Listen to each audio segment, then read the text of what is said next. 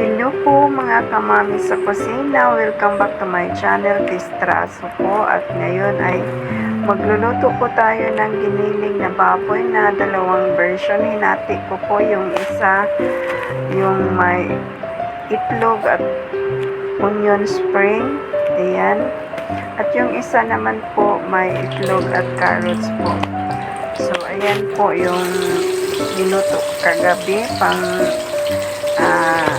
ulam namin kagabi, at ayan naman po yung ulam namin kaninang umaga po.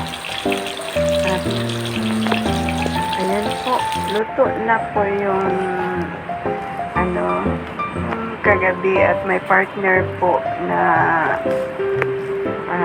gulay. Ang sarap. Ayan. Madali lang talaga lutuin po ito. I-mix lang po at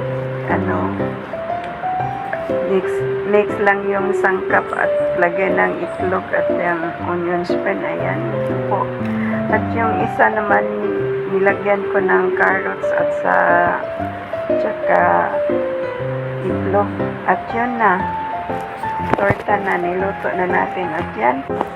Ayan po. Thank you so much po sa inyong panonood. At hanggang sa muli. Bye. God bless.